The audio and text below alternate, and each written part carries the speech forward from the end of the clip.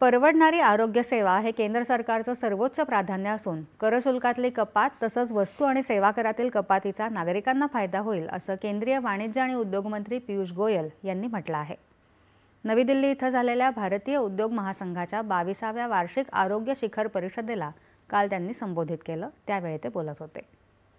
येत्या काळात भारत परवडणाऱ्या दरातील उच्च गुणवत्तेच्या आरोग्य सेवा आणि वैद्यकीय उपचारांसाठी सार्थ पर्यटनासाठीचे जगातील आघाडीचं ठिकाण बनेल असा विश्वास त्यांनी व्यक्त केला। उत्तम आरोग्य हाच एका समृद्ध समाजाचा पाया असतो, हाच पंतप्रधानांचा दृष्टिकोन असल्याचं त्यांनी सांगितलं। देश 2047 पर्यंत विकसित बनण्याच्या दिशेने वाटचाल करत आहे। अशा वेळी एक निरोगी आणि उत्पादक राष्ट्र घडवण्याच्या प्रक्रियेत डॉक्टरांसह संपूर्ण वैद्यकीय परिसंस्थेची भूमिका महत्त्वाची असणार आहे, असं ते म्हणाले। परराष्ट्र मंत्रालय